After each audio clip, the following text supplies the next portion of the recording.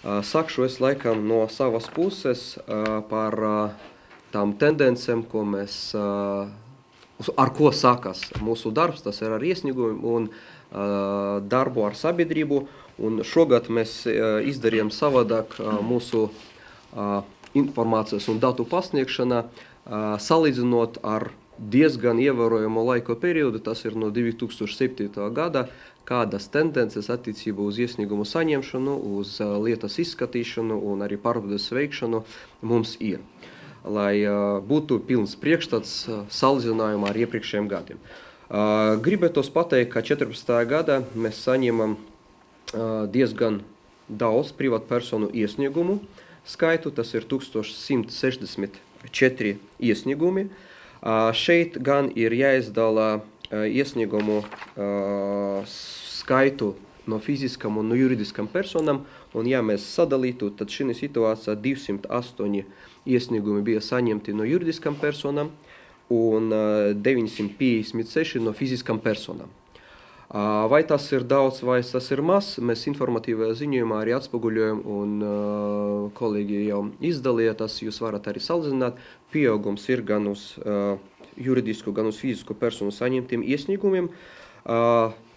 Runājot par to, kāpēc tas noticis, visticamāk tas arī ir saistībā ar Saimas un Eiropa parlamenta vēlēšanām, kas 14. gadā bija mums kā izaicinājums, jo divas vēlēšanas kontrolēt, un arī tas bija priekš mums diezgan smags darbs, bet mēs ar to tikam galā. Runājot par vēl komunikāciju, ko sabiedrība izvēlēs, tas ir komunikāciju zvanot mums gan uz bezmaksas informatīvo tauruni, gan arī zvanot konkrēti kolēģiem, lai noteiktajā jomā jautāt, vai tas ir par politisko partiju finansēšanas ierobežojumu, vai tas ir ierobežojumi un aizliegumi valsts amatpersonām, arī tajā skaitā informējot par iespējamiem noziedzīgiem nodarījumiem.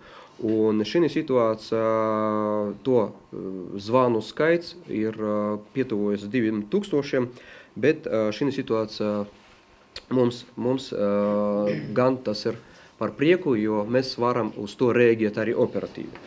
Runājot par tālākam tendencēm un sadarbību ar sabiedrību, ar valsts amatpersonām, kādi tie pasākumi mums bija, tad mēs jau 13. gada beigas un 14. gada sākam ievest jaunu tradīciju un paņēmienu.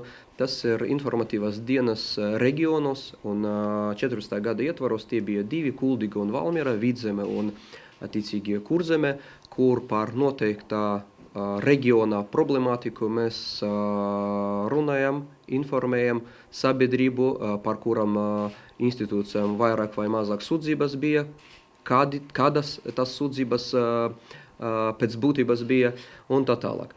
Tajā skaitā plānotas arī informatīvās dienas arī šogad, un visticamāk tas jau būs Zemgale un Latgale.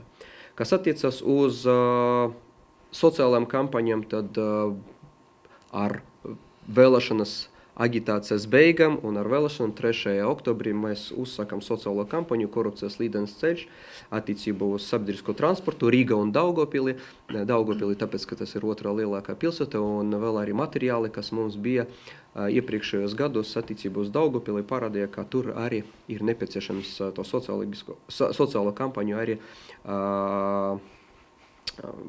organizēt. Un, protams, radio reklāma, kas bija arī gan Latvijas radio, gan arī SVH plus radio. Kas attiecas uz jauniešu iesaistīšanu, tad mums arī bija norisinājies fotokonkurss Mēs pret korupciju, kur bija 51 darbi ir iesūtīti, un mēs sadarbībā ar Rīgas stila un modes sarunu vidusskolu organizējam šo pasākumu. Kas attiecas uz sabiedrisko konsultatīvos padomes sēdēm, tad mēs izskatījām vairākus jautājumus, tajā skaitā attiecībā uz KNAP iespējamo pastāvēšanu nākotnē. Runājot vēl par sabiedrības komunikāciju, tad šeit arī no 2007. gada ir atspoguļota tā tendence attiecībā uz semināru un dalībnieku skaitu, ko mēs nodrošinājām informēt sabiedrību par tiem ierobežojumiem un aizliegumiem, bet šeit tendence nedaudz izmainījās, un ja iepriekš mēs apmācījām un arī informējam valsts amatpersonas par tiem ierobežojumiem un aizliegumiem, kuri uz viņam attiecas, tad 14. gads mums bija tāds gads, kad mēs jau ne tikai valsts amatpersonas un valsts un pašvaldības iestāžu vadītājiem sniedzam tādu kā lekciju, seminārus, bet arī tika apmācīti arī pedagogi un jaunieši, lai pirmkārt veidot to, ko mēs 13. gada ietvaros sākam realizēt, tas ir ievest skolas, izglītības iestādes tādus elementus, lai jauna paudze būtu pret korupciju jau no pašiem sākumiem, jo viņi jau būs tie, kas pēc tam mūs nomainīs un strādās gan šeit, gan arī ministrijas un arī būs par deputātiem. Protams, vēl bez tam ņemot vērā to, ka mums prioritārais virziens bija arī OECD iestāšanās. Šeit mēs arī gan veicam dažādus apmācības, gan arī informatīvus ziņojumus arī uzņēmējiem sadarbībā ar ārlietu ministriju, Latvijas investīcijas un attīstības aģentūru. Izplatījām arī uzņēmējiem bukletus. Un runājot vēl par komunikāciju ar sabiedrību, tad ciparu veidā varu pateikt, ka mēs saņemam vairāk nekā aptuveni 600 lūgumus skaidrot vienu vai otru normu, ne tikai par to, vai valsts amatpersona vai nevar noteiktos ierobežojumus savienot vai ievērot, bet arī attiecībā uz politiskajām partijām, īpaši pirms vēlēšanām.